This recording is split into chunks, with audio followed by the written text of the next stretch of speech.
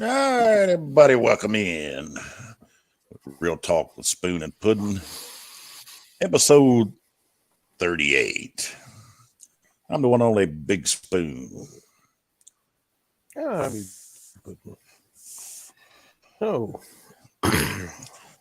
You be a Jack. What? should we add something about elected officials on that disclaimer?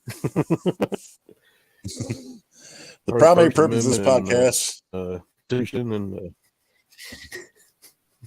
The primary purpose of this podcast is to educate and share our thoughts and opinions. When we have proof and evidence on a topic, it will be brought forth. This podcast does not constitute advice or services to anyone.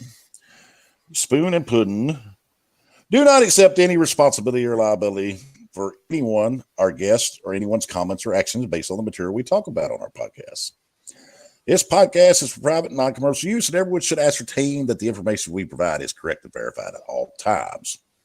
There shall be no adding to, editing, or reproduction of this podcast without prior written permission from Spoon and Puddin. You can reach us at realtalkwithspoonandpuddin@gmail.com. What's going on, Puddin?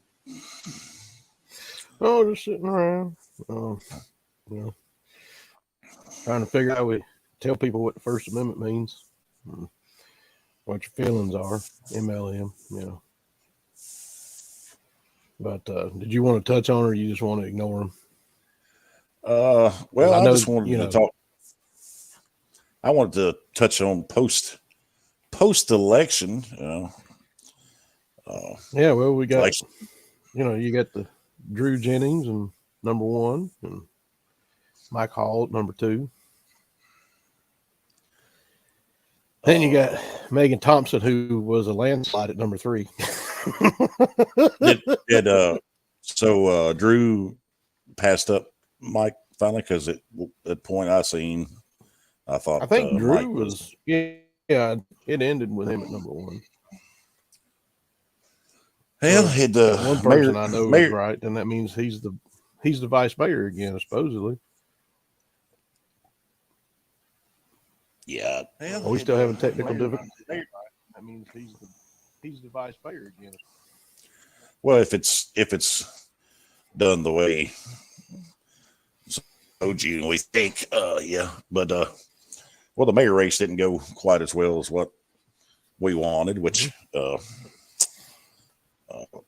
all reality, that I think you work a 48-hour you work a 48-hour a week job, and the mayor's 40-hour a week is shaking everyone's hands and telling everyone how much of a good job he's going to do and how divinely chosen by God that he's meant to be there. But first of all, I was going to say, it was a long stretch, so congrats to Mayor Callis for keeping the seat, and congrats to Drew and Mike Hall. Now stop poisoning the children with the fluoride. Take it out, Mike. And Meg, and I'm pretty sure Latoya would be the fourth one in to get Thomas a seat for the 2 years. The numbers are all skewed. You look at different places and stuff. You get different numbers. Which, like I said, I don't agree with the numbers, but it doesn't matter. It was a lopsided victory. So if I had 100 more votes or 200 or whatever, it still didn't make no difference. So, yeah. Did they ever figure out Dillard's number? 130, I think, is what. 130, 135, somewhere in that. That's the number I seen. I didn't want to vote for Lambert, but I was in a hurry. I was like, gosh, I don't want to write in Jack Daniels. Come on, golly, whatever. You didn't vote for Tisha? Vote for Tisha. I know. I watched 2 of her videos on Facebook, and I was like, oh, absolutely not. Sorry. I met her and talked to her for a minute. She seemed like a nice lady. I didn't watch any of her videos or know what her background was, but I done the protest vote against Lambert. I wanted to write the protest of just write in Jack Daniels for I mean, even though it's a different county down there, it's a Lynchburg, but whatever. Everybody I in think last time Lynchburg, Tennessee. I think I don't remember if I voted for Jose Cuervo last time when I seen it. Actually, I don't think I've ever voted in a midterm. This might have been my first midterm. I think I ended up with like I couldn't vote for you because I'm outside of the city. most all my friends and half the family lives outside the city, so I was already used to that. Could you imagine like, how much? Could you imagine how much change could be inflicted on the city if it was based on what written on your address? it Not should just be the city limits. It should be on the address, but here's the problem with that. I was really kind of deflated and defeated by the amount of people that got out and voted. Not because I didn't get as many votes. I would have rather, 7,500, 6,000, whatever got out and voted, and I lost by 4,000 or 5,000.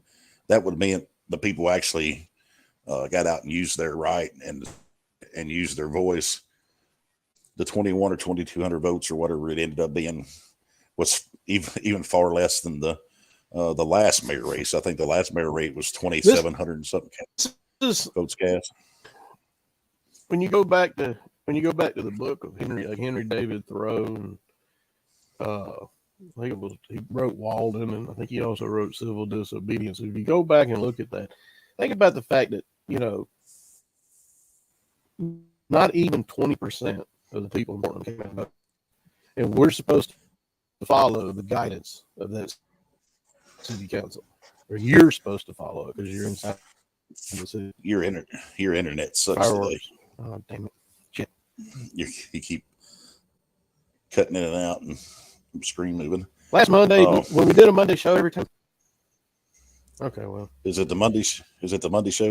See, this is Henry David. Okay, I think it's the Monday show. Maybe you need to last time we did a Monday show. Maybe you need to cut off some of your devices that's hooked through Wi-Fi.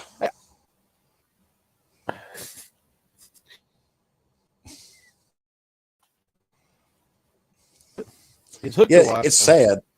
I can't. No, I'm talking about the internet's in the other room. What I'm saying is if you got a lot of devices hooked up to it, turn some of them off. That way it's not dragging down your computer. What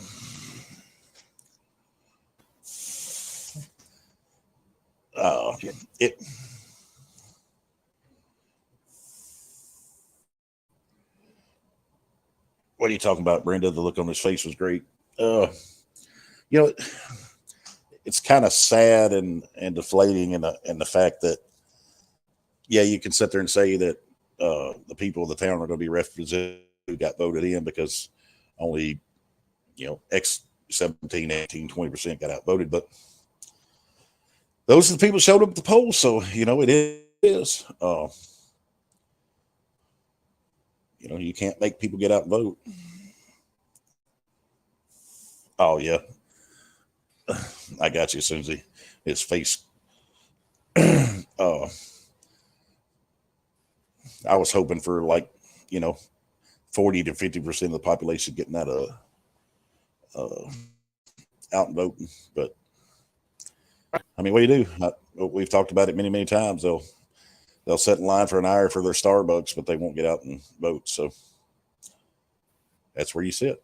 And the people that were voted back in, they got the votes of the people that got out and voted. So yeah, he's back, so we can't talk about him. Dude, it's horrible. Horrible. Are you gonna talk?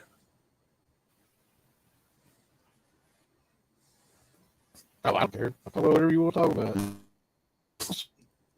No, I'm talking about you're like a robot. It's all staticky. I think you need to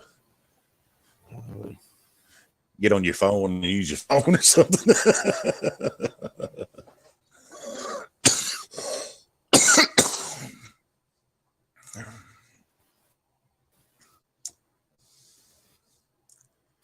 So I'm gonna keep talking while you fix your issue because when you're talking, all your words are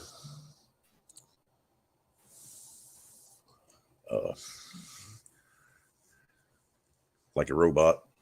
Um, yeah, like I said, I think it was end up being like 2,200 votes, somewhere around that cast. Uh, the current mayor Callis, he got 1,700 something. I think I would. The numbers are all different where you look, but I think I ended up with like 400. And they say right in Dillard got like 130. Ended up being I got like nearly 20%. Dillard was like 7%. So Callis was around 74, 75%. So in the grand scheme of things, no, it wasn't close. But I learned a lot. Got the experience of running a campaign and that sort of things, and getting out and be able to talk to people and meet people that I didn't know. Uh, there was many that liked me and liked what I had to say, and there was many that didn't even want to talk to me or give me a chance, and there was a few that didn't like me, and that's the way life goes.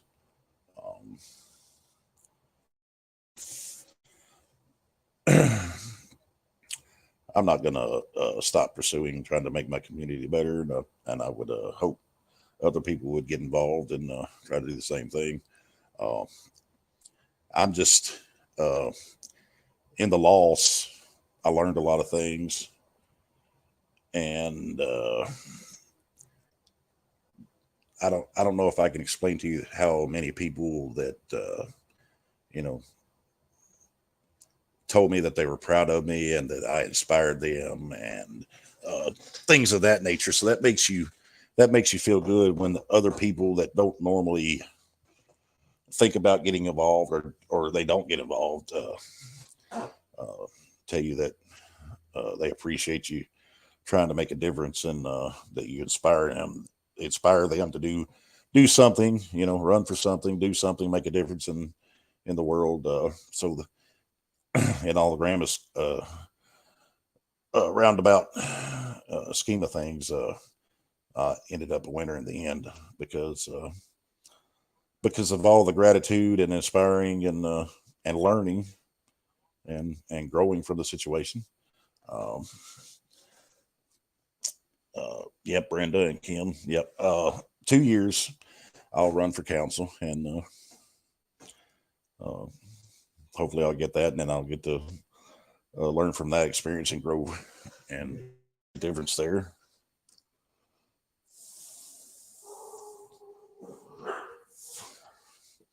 I don't know if y'all heard that, but my dog is raising Cain about something. Must be Amazon. But in the council race, uh, Drew ended up being the leader in the votes there. I think there was a lot more votes cast for. I don't know that for a fact. That when I was checking over the numbers, it looked like that, but everybody got 3 votes for that, so it may have been just that way because I didn't go through. But Drew ended up getting the most votes in that. Mike Hall got second, which shocked me and a bunch of people. I think not that Mike's not probably a great guy. Just everybody that I know would talk to or heard anything, they they didn't think he was too swift to doing the job.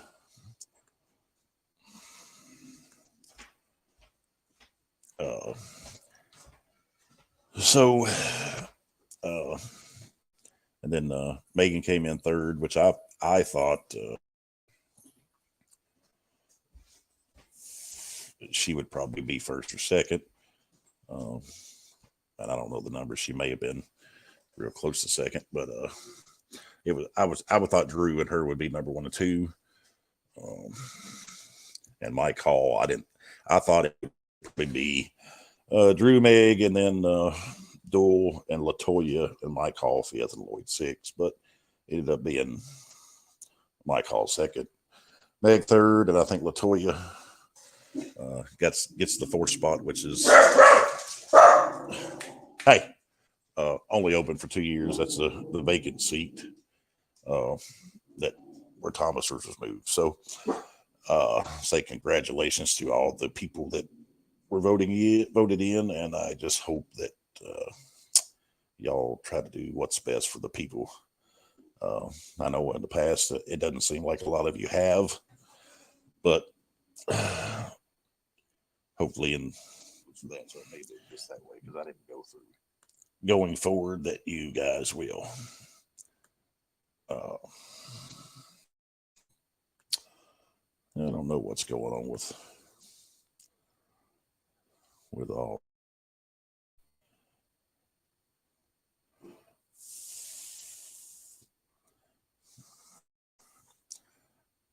Oh, TD. Thank you, Brenda. Yeah. The problem with that is you probably had about 3,500 people that you hear them complain nonstop all the time. And I had to reload it, so hopefully it's not glitching now. And you'll see them on Facebook and everything, but they didn't get out and vote. So I don't know what you do with that aspect. Since I reloaded it, let me know if it's any better.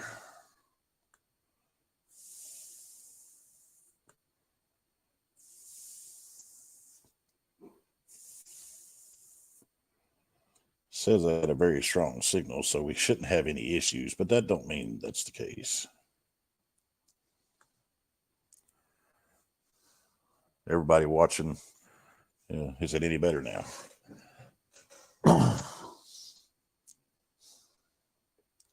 It's kind of like a Chinese movie. Well,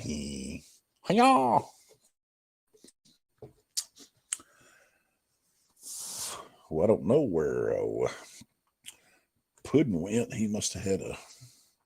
Oh, I see him trying to come back in. Let's see.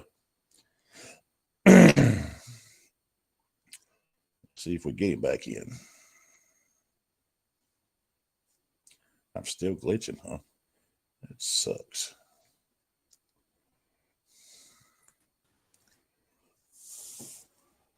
So you're still glitching too? Well, I wasn't until you went out, and then they said I was glitching. I had to reload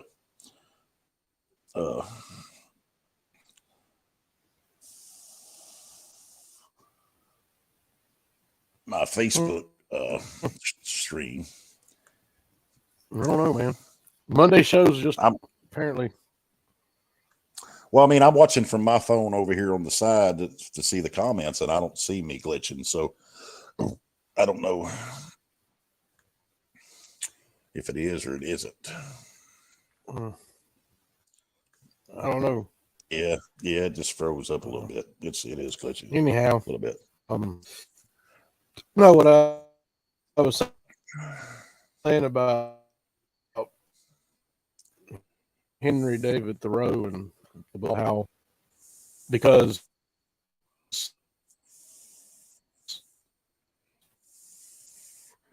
I can't even hear what you're saying. How many votes did Callis get? 1,700.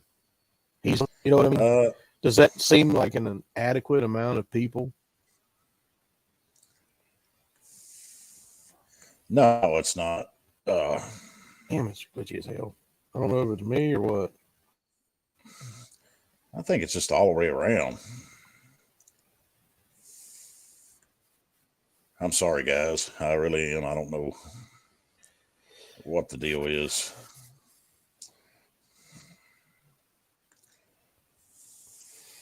All right, what you maybe Sunday morning, but anyway, internet pipe streams aren't so clogged. But 1,700 votes, is that? So you had under 2,400 people vote on the. That was the. Let me turn the screen thing down. So there's your vote for the taxes. So you got less than 2,400 people voting on the tax. So that tells you how many people who live in the city voted. So easy solid number is 2,400-ish. So does that seem, I mean, sure it failed. Thank goodness it failed. But that doesn't mean that the county ain't going to up it when they realize the balance and the budget's all screwed and fuckered up. Yeah, but not even that many So, voted for. There you go. for mayor. 1183 for Drew Jennings. Well, 1183 voted for Drew Jennings. 1156 Where you pulling those for numbers? Mike Hall, and then Where Megan's you- little where you- Megan's little man who wants to say, huh? So there's your vote. She won by a landslide, 997. She almost got topped out by Latoya at 909, and she had the biggest signs in Portland. So.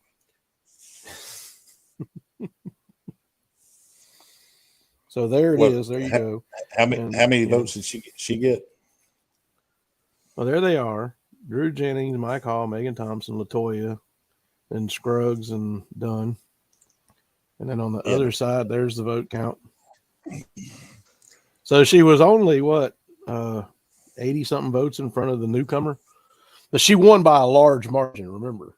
You know what I mean? She's there was 4 spots. The authority. How many votes was she over the 5th spot? 907 to 909.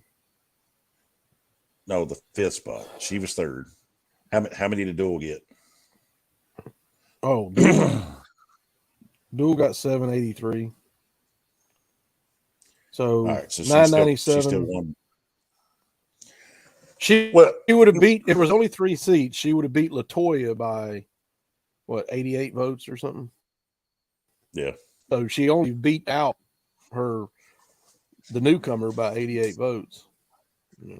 Well, Brenda, you talk about the rigged elections. We can't talk about the if there is or they're not. We have to talk about the free and fair elections. But they're free and fair. During the voting, they did have an issue at the high school for some time where people were going there to vote, and they were going through and were only allowed to vote on the federal stuff, and they didn't see the local stuff on there, so they went ahead and went through the cast vote button before they said anything. Now there were some that did catch it and didn't hit the vote button, but supposedly, this is just what I heard, that they had a worker in there, which they're all volunteers. They were when they scanned their card to set you up, they were setting it up wrong. So what's the population what's the current population of Portland? Over 13,000. But anyway, he was setting it up wrong. 13 what? Dude, I don't know. Look it up. I don't know. It's like 13,245. Now look it up, see if that's right. But he was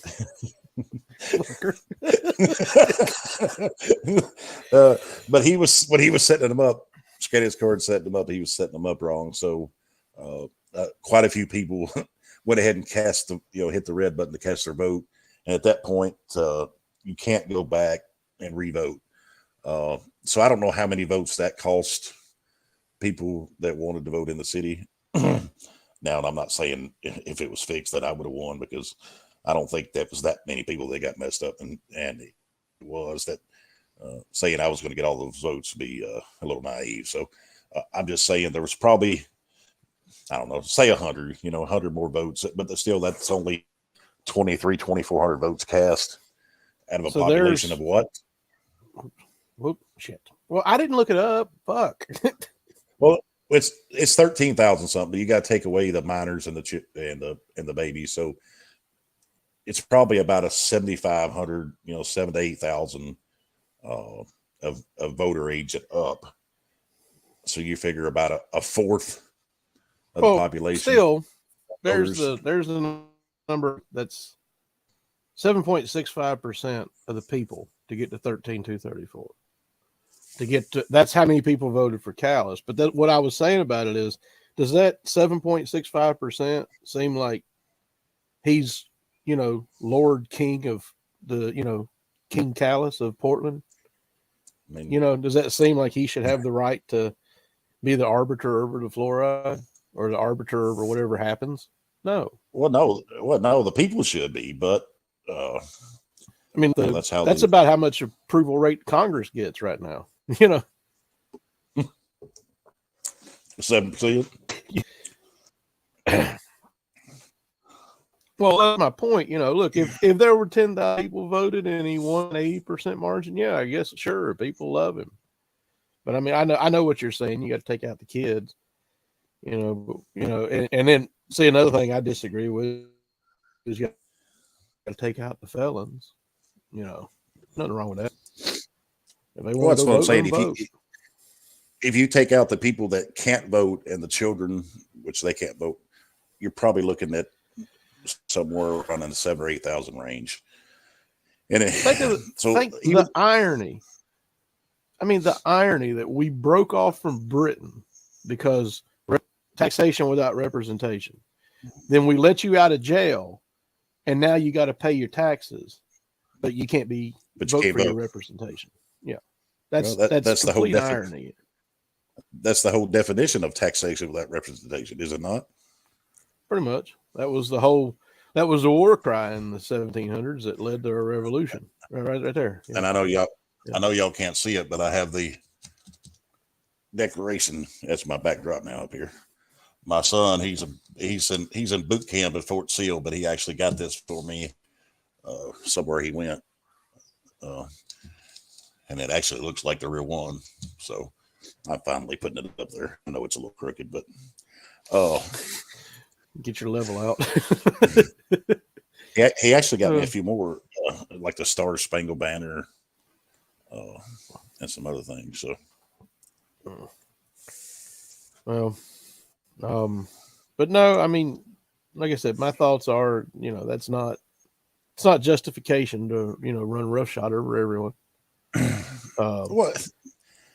No, but that's how the election process is set up, and we neither one of us agree with it, and there's probably a whole lot more people that don't agree with it. But until the people, make a change and set it up like you was talking about, like blockchain, but still, that until your phones or your voting device, that could easily, possibly, that could happen.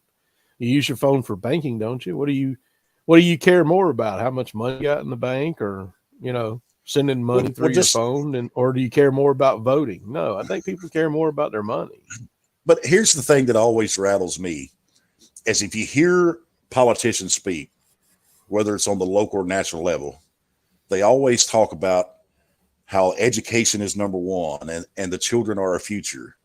But what's the first? No. They want you just wait. First. What's the first mother freaking thing they do? Oh, it's election time. We got to close the school weeks, voting booths. Does that really represent that the education is number one and the children are our future? A long time ago, I heard, it was that libertarian guy from Central Florida. He was on the radio and he was talking about reading a book, and he said they want you just smart enough to take orders. They don't want you any smarter, because if you're smarter, you'll ask questions. And basically by that, it proved that, they're getting exactly what they pay for. We pay more in schooling than any other country in the world, but we rank in the 20s. Yeah. So I can remember it wasn't too many years. Well, I guess it's probably more than what I'm thinking, because, I still think of 1991 as 5 years ago. But remember when they wanted the lottery, and it was going to fix the education problems, and it was going to pay for all the new school books and help everybody out? Yeah. Where'd all that money go? People, just because they spend all that money on school just because you can lead a horse to water, but it ain't going to make it drink. If you ain't got no horse sense, what does it matter how much book sense they give you?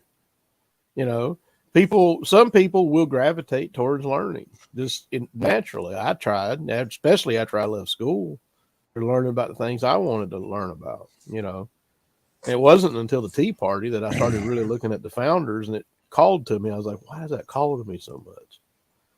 What is it what is it about it? What was it? And then I seen that John Adams series, and I thought, my God, that's amazing. Because it really put it all in perspective, showing you how they lived and what they dealt with. Now sure, there was it 100% factual? No. I mean, we don't know that those cannons got stuck in the mud in front of Abigail Adams' house like it happened in the movie. That's Right. Hollywood. You know, Brenda, you said the schools are actually creating drug addicts. Yeah, to a certain maybe. degree, because you have government indoctrinated schools, and the government is the one who started the war on drugs by bringing the drugs in and creating the problem. And the school is, I'm sure, this is my opinion, is no different than the justice system in the prisons and jails. You know, you have the guards who supply them to the inmates, and it's no different in high schools. You have teachers and probably ROs that do a little. Saying all of them, I'm just saying there's a portion of that.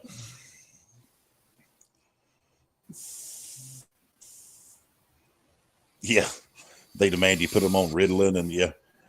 Back when we were kids, there wasn't no. There was very few cases of ADHD and all that crap, right? Well, it's normal for children. It's not normal. They made it No, normal now, but no. There's a great video. There's a guy who came on Joe Rogan here recently, and he was talking about what ADHD was, and basically, what he said, I think, is 100% true. We have intrinsic memory and recall memory. Recall memory is where you can recall something. You can bring it back and think back on it. Like when you could think back on something.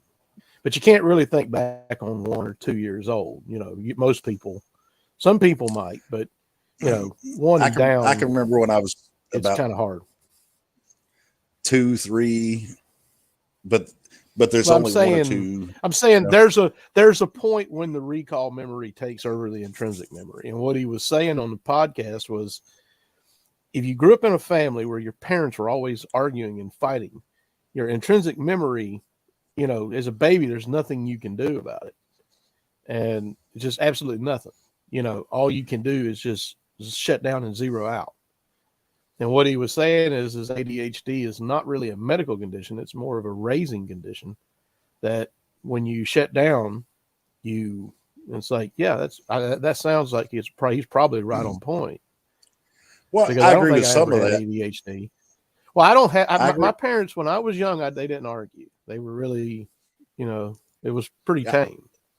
I agree. My dad didn't start arguing until later. I agree with some of that, but a lot of it has to do with your chemtrails, your processed food. Well, those are amplifiers. Those are amplifiers to a problem. But what he was saying was ADHD is more or less, if your parents were always arguing as a baby, the only thing you could do is shut up or just tune out. You could just tune them out, which is what ADHD is. You just tune out what you don't like. You know, a selective tuning mechanism. But he's like, and then they get Ritalin.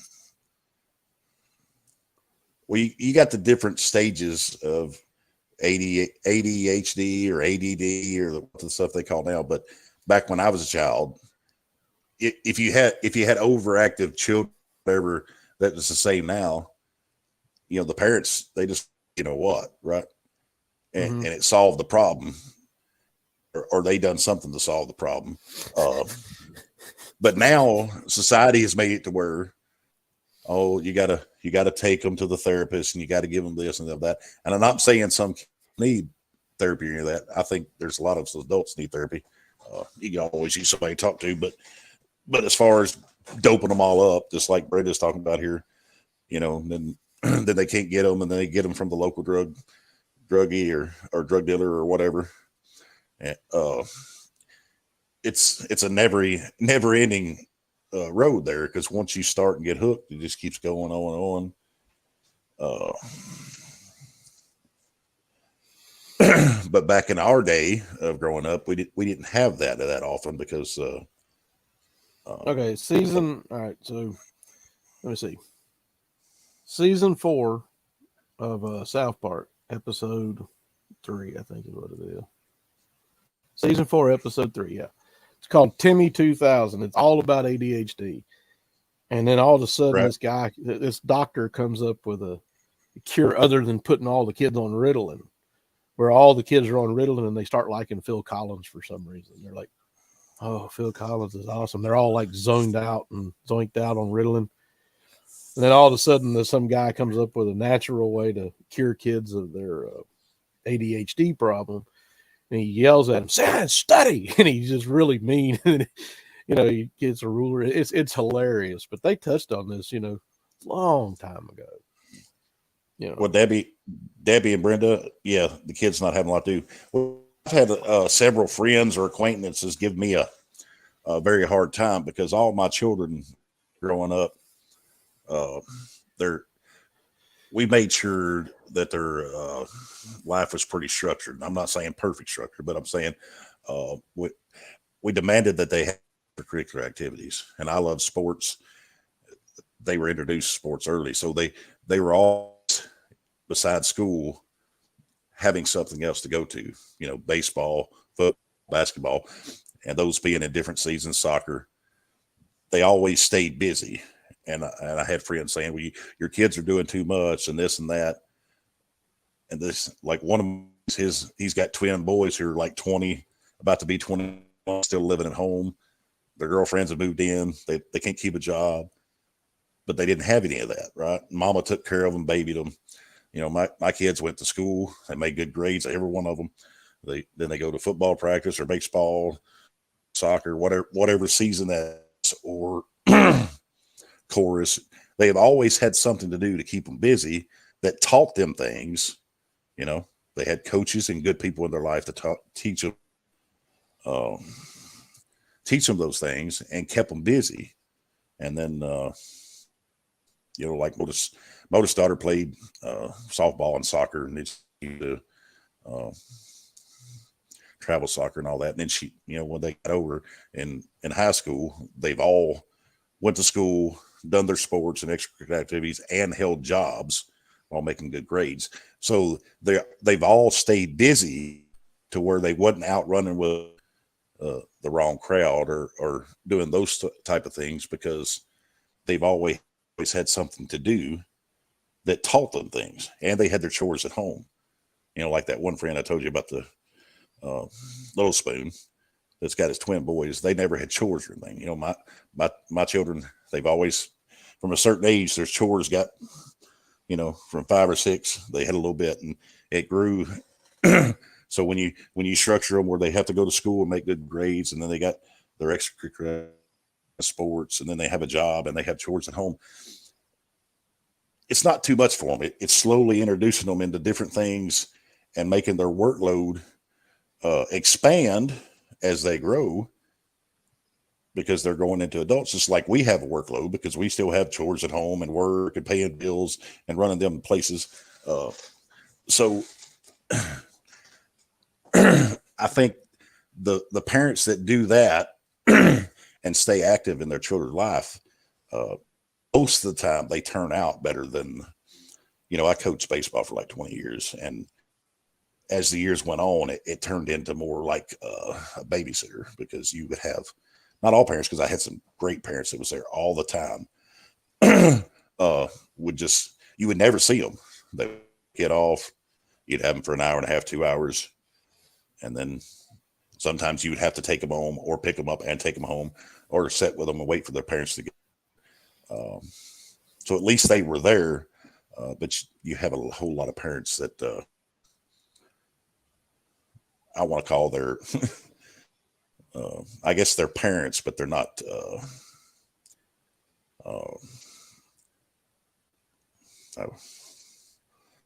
Puddin go again. Yeah, let me see. I'm going to see if this helps. Just talk like this. Kill the camera. Brenda, you and me both.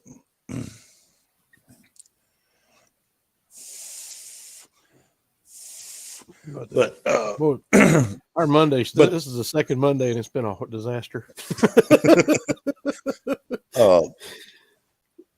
But some parents wasn't meant to be parents, and they think their life is more important than their children's. And so, when you become a parent, Like when you get married, you and your wife, you're first, and then when you get married, your wife's first, and you're second. Then when you have children, guess what? You and your wife or mom and daddy, they get a back burner, and everything's supposed to be about your children. But uh, like uh, Brenda said, she's worried about her future. I have five. I have, and I love them dearly, and I want one more, which I'm not going to get it, but um, unless I adopt. But then I wanted 10, but I sat and think, why did I bring all these children into this godforsaken world that it's turned into? Because you're selfish. Oops, did I say that? Oops. I'm going to psychoanalysis and probe you now. You're right, Brenda. It's on how you raise your children. Like when my children at home, they constantly fight and bicker towards each other and give me and the wife a hard time. We're thinking these awful children, but we raise them up because every time they go out into the world or go to people's houses or their sporting events, everybody tells us how nice and well behaved and well mannered they are, and I think that's probably pretty normal for parents that raise their kids right. That they're butt heads at the house, but they represent themselves pretty well when they get out in the world, because at home they have siblings to fight over everything, whether it's the last cookie or who's playing Xbox next or whatever. Did you say 2-year-old little boy? Oh, I want another boy. Yeah. You don't want him as long as you're living in Portland getting the fluoride in the water. Well, I'm sorry, I didn't mean to get on that soapbox, but she brought up they always marking everything and blaming the teachers and schools and government want to put the kids on Ritalin and Adderall and this and that, whatever. But they do. They and it's like, well, we got a chemical for that now. That ain't how it used to be. Go back 100 years. How many chemicals or altering drugs was there for anything? I mean, you had opium tents, and the Bayer Corporation came out with heroin. Look it up. I'm not lying. But you still, it's just been more and more drugs. Whether it's benzodiazepines or whatever the hell you want to talk about it. It's like, well, here's a drug to cure your mind, instead of just, hey, figure it the fuck out. That's kind of the way I'm at. You figure it the fuck out. Figure out what bothers you. Well, over time, created more and more and more drugs. They put chemicals in your food and water, like we talked about the fluoride. And I told you. Did you ever look up Kentucky? I still haven't. No, I haven't, but I will. I forgot about that. But like I told you, a buddy dove into that more and more and realized a lot of the things that he was going through could be drawn back to that fluoride, long-term effects of fluoride. And I said, well, that's what we were trying to get out there to people. That's just one fix, many issues. It's a fix that Callis could wake up tomorrow and do. Hey, we're not going to use it no more. I mean, it's a choice. It's a choice. He chooses to continue to, poison the little kids in this town. Well, we'll see if we can get it on the agenda. We've tried in the past and it didn't work, but I have faith in our newly elected officials that they'll get it on the agenda for the discussion, and when they do, the people need to go speak on it, whichever way you follow. I don't think it's the city or the government's job to worry about if our children have enough fluoride on their teeth. It's a toxic poison, and the longer it's given to you in doses that we don't even know if they're doing it right, because when you get the sample, they give it to you at the end of the line. So it's been do you know do you know if Megan Thompson's land or her family owns that land next to 1171 Vaughn Parkway? That big cornfield that Amazon's going in at? it's just me guessing, I guess. This is just my opinion, an assumption. I thought they owned most of that went in out there. Mm-hmm. But I have heard some of the buildings and stuff were sold. So I can't tell you that. Well, I mean, you own the land for a little while, then the building ends up selling and changing hands. It's not like they weren't paid renting it or, developing it or whatever, whatnot. But I mean, again, that's what was it? Okay, so on the YouTube channel, you'll hear Mike Hall talk about digging a hole that we got to stop digging the hole in the water issue. So let's just, what do you think? 200-300 people going to work at the Amazon facility when it opens? Maybe 400 or 500. Yeah. I mean, it's going to be a 24/7 running facility, most likely. Yeah, it's probably going to be up to 500-600, I would say. 500-600. So 500-600 people, and I wonder who's going to supply the water to that facility. I'm just curious. Well, the city of Portland's going to. Isn't that in Robertson County? Well, it doesn't matter. It's all that's annexed into the city. Okay, so who benefits from that? All that water and all that sewage has got to be picked up. Well, The owner of that land. That's what I'm saying. Who sold that land to Amazon for a buttload of money? I mean, if whoever owned it even sold it, maybe they just leased it to them and allowed them to put a building there. I don't know the answer to that, but we have enough of a water issue for people inside the county and the city limits to worry about in a county where we're having to worry about with those new buildings going in out there. And as well as I do at 1171 Vaughn Parkway. That's where most of the samples. That's where a lot of the samples. I've seen more than one sample come from there to the facility to check the amount of fluoride in the water. But me and you both know we've seen it firsthand of the things that go down in the stormwater and stuff from that building there that should have been going. Debbie, it's going out there on Vaughn Parkway past where Macy's and then DHL is out there. It's out past Dorman. It's across the street from Dorman, but just the last. It's huge. There's a lot of construction going on. And Brenda, yeah, I seen yours too about the lesson stuff, because that's good, because you taught them structure and give them to do, so that's going to make them not only prepared for the school year, but hopefully keep them on a routine and a structure further down the road. That's what I'm saying.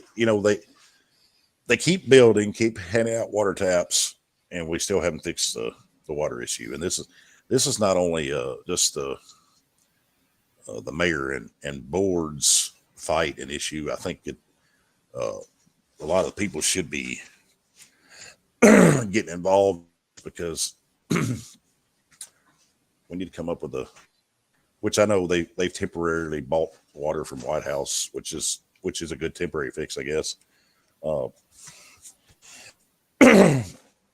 But we need to find our own solution so that we don't have to be dependent on another city, another county.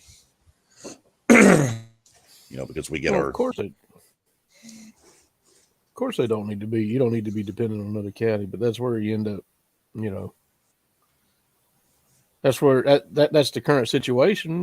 We last week's show, you shown the paperwork where the bills are about to go up substantially, and if you listen to the argument on the YouTube channel that elected official Megan Thompson is laying out, the argument that she's laying out is we've got to keep the taps going. We've got to keep doing it because we've increased the rates, and if not, citizens are going to be coming in here yelling at you, Callis, because the bills went up $25. Spoon, your bill's about to go up $25. So even though they didn't put a moratorium on all the building, guess what? Still, your bill's going up.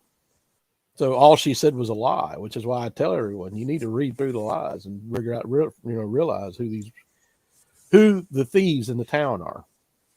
Because there's no reason that someone like her should be an alderwoman for, she's not doing it to make money. That's for sure. doing it to steer money. Well, I'm gonna put up that what you were just talking about. Oh, the picture of the 28% in the water. Yeah, I don't know if y'all can see this, guy. The last Monday before the election, they had the first reading of this resolution, and what it says is on January 1st, they're raising your water and sewer rates by 10%. On July 1st, just 6 months later, they're raising it another 10%. So that's going to be 20% hike on your water and sewer rates in 6 months. The next July, it's going to go up 5%. So in a year and a half, you're going to have a 25% increase in your water and your sewer rates. Now, this is a first reading, and it passed. So for it to take effect, you have to have a second reading that passed. But your first reading passed with flying colors. So I would go to venture out there to assume that at the next council meeting here in a few weeks, they'll have the second reading of this, and it will be voted in. So just be ready. You know, they added a $5 sanitation fee a few months back, and January 1, 10% hike on your water and sewer, and July 1st, another 10%. And then the year after, 2023, July 1st, 5%. And then 2024, July 1st, and every year after that's 3%. So if you start at January 1 and a year and a half, you're going up 25%. And then you and then count that $5 sanitation from a few months ago. Because a lot of people say, well, that's sanitation.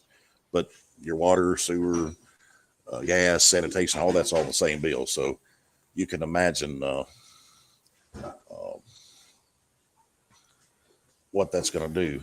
And this is the problem I have with that. It's not only this town, it's in a whole lot of towns. They come to the people with their hand out wanting more money. But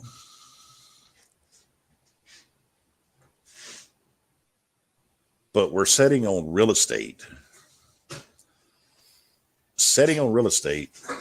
that we could have sold to put the money back in. But we're setting on real estate. Put the money back in the city. We had a lot out there on 52 that decided that they were going to keep for maybe a future fire hall that we don't have the money for. But they'll come to us to raise their taxes so they can get the money after they go borrow it. They put that on the market, and they finally got a asking price on what they wanted.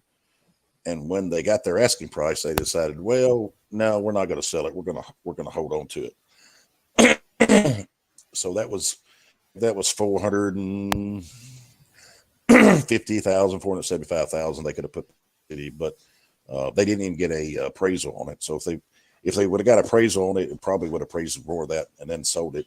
You might have got 600,000 or 700,000 out of it. And then we all know that they decided to donate the old Farmers Bank to the chamber instead of selling it. If you sold it, that was probably another million or a little more.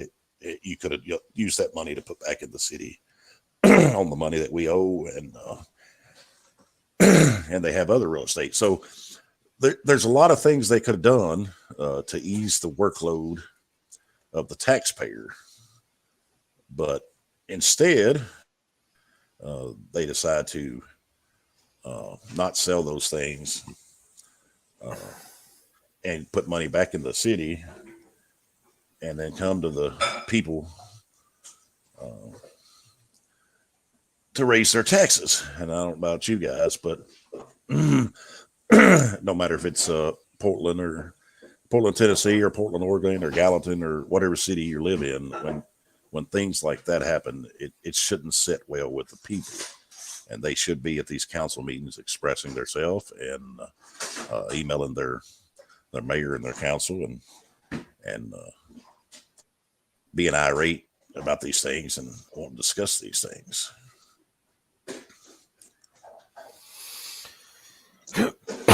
Well, I mean, I guess maybe we need to just turn into Alex Stein 99 and go into the, city hall there when they're doing their little debates and just be flamboyant and use our 5 minutes to just go piece like he does. It's hilarious. I could always have something to talk about, Callus. If you do have prayer. There is a separation of church and state, and I could always debate that one any day. It offends me that you pray. Yeah, but you're an agnostic, so yeah, I'm an agnostic clown. I know, but still, it's the funny thing that it's on the agenda, and I could always speak at any meeting because he's probably not going to remove prayer from the agenda. Like I said, y'all believe what you want to, but I think separation of church and state was genius. Because if you didn't have separation of church and state, every Muslim in this country could pick a state, move to it, and then vote in their institutional religion. Is that what you want? You want to lose a state to the the Mormons could take Utah tomorrow. You know what I mean? Yeah. Do you want Utah to have the state implemented religion of Mormonism? And let's say they picked North Carolina was where it's a dusty place, Arizona. Well, I mean, maybe we can lose. We can let them have Arizona. Let the Muslims have it. They can't count ballots now. It used to be 2020. It was my state of Florida that didn't know how to count. So, now it seems to be Arizona can't figure out how to count. But I don't know. We'll see where that lands. Everything Well, Brenda hit on that. It seems that the younger generations are offended by everything except what they should actually be offended by. You're absolutely right, and they seem to think that their feelings trump our rights, and that's the case. I don't care what year it becomes. This country was founded on the Constitution, right here behind me. I was raised a Catholic. How dare you talk about the priest that molested all the children and get moved?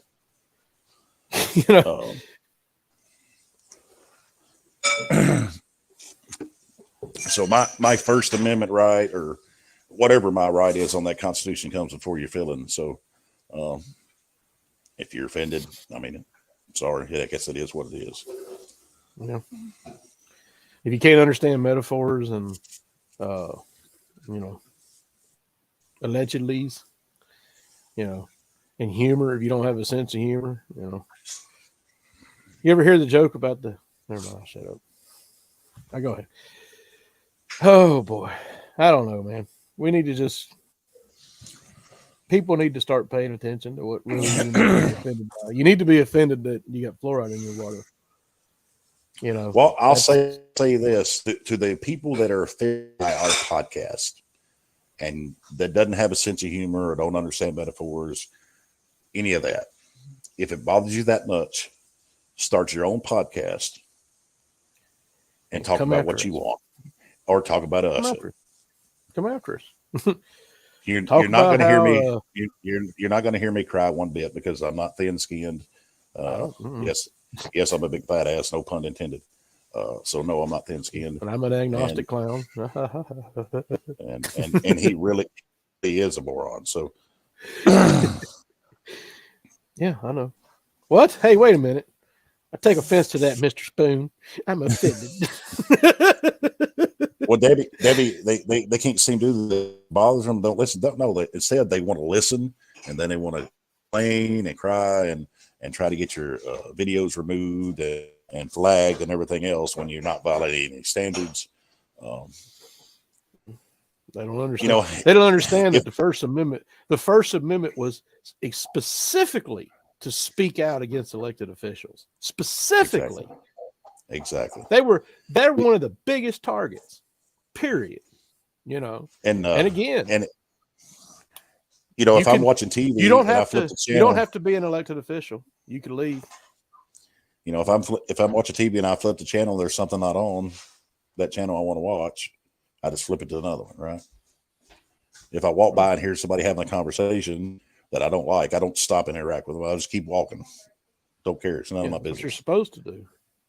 But if you are an elected official or you work for the city or state or the government and you're paid by tax dollars, there, besides the Constitution, there are laws that allow us not only to talk and show our disgrace about the job you're doing, Disdain. we're also allowed to come video you while you do your job to make sure that our tax dollars are being utilized properly. That's anybody, police officer, fireman, clerk.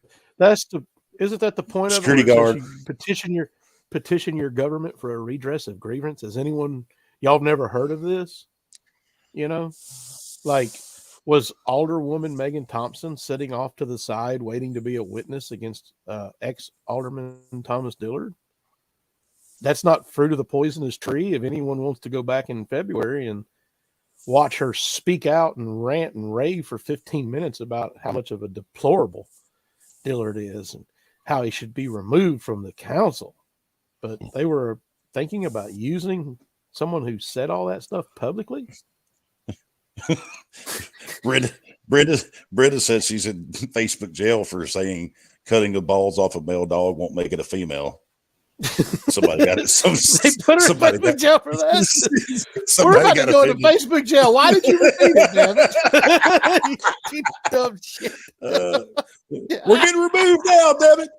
Oh no! After all the other shit we said, talking about dogs' balls is where we lose it. Oh boy! Oh, there goes your feelings of. We got new genetics now. You could just mentally mind fuck yourself into something else. It's been a fun Monday anyway. Even with the technical difficulties. But oh well, I guess you're about to go to bed, ain't you, Spoon? Yeah, try to wrap. I finally get off. Then go right back for 3 more. Work 36 off of one. Work 36 off of one and go back work 36 more.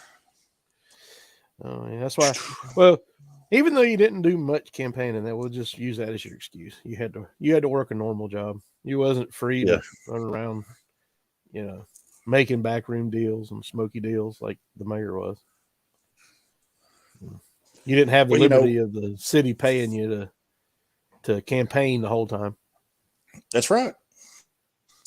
If a regular job and a family to take care of and children and they need a millionaire that lives in. They need someone with a lot of money who lives in the city limits who can go do that. Beat on doors and knock on doors and talk to everyone and say, "This is why you got to throw Callis out. He's horrible." Well, this is what I told you before. I don't think Callis is that bad of a guy, personally. But I don't think he realizes, and I don't know if he ever will, that he is just a puppet to a select few. No, he realized it. I seen it in that video. That's what I'm saying. When you seen elected official Megan Thompson squirming over we got to build houses. How dare you stop the house or the construction? How dare you suggest that? And if you think the corruption doesn't in the small towns, I think I touched on this last week. You can go to News Channel 5 online and look on November 1st. Ethics review: Owensville police chief fixed tickets for city officials in what is considered a scandal. Citizens have filed complaints over the last 2 years, which led the city to launch an internal investigation into police chief Roddy Parker, along with Commissioner Lisa Jerome and Vice Mayor Wendy Cook. So it's not just Portland that this happens; it's in all small towns.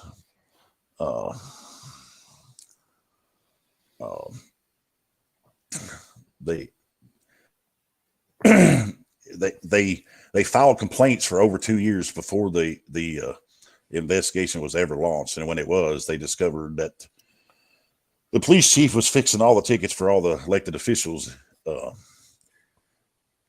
in that town of Nolensville. And if you remember all the different places like Ridgetop, they had scandals there, Ashland City. It happens everywhere. So if the current mayor or the current board sets up there and says that there's no corruption in this town, they're lying to you. We've pointed out several different leads to corruption. So now one of them may not know or be in on it or be wise to it, but it does happen, and it does happen here. And Debbie, yeah, you're right. Personal level, Callis is a pretty good feller. I just don't think he realizes that he is the puppet to many other ones that are running the show, and just don't think he's wise to realize it. Or maybe he has, and he's okay with it. I don't know. I asked on July 1st, can you put fluoride on the agenda? And then by August 1st, he hadn't. So yeah, I have a little bit of disdain towards him. Well, this is November 14th, and it's still not over there. So yeah. So well, so like I said, whatever. He don't want to talk about it because he likes to poison your little 6-year-old girl and you. Yeah. Anyway, guys, he sits back and enjoys it and rubs his nipples. Oh yeah, they're all drinking my poison. Oh my God. All right. Well, you're I'm sorry. official. I'm sorry. I'm sorry for putting. I'm rubbing my nipples right now, but you can't see it. Oh boy. All right, guys. It's been I think a Monday. We had a pretty good show, even though we had some technical difficulty. Yeah, next Sunday. Don't miss it again, fucker. You called out on Sunday. I'm off. I'm off next Sunday, so we'll be back on next Sunday. I don't know. We've had a pretty good Monday. We might want to do it every Monday. Shit, not with the technical difficulty. There's too many people out on Monday, huh? Yeah, maybe there are too many people watching. Whatever. But all right, we'll see y'all next Sunday. Thanks everybody for tuning in. We'll see you this coming Sunday. Here we go. See you.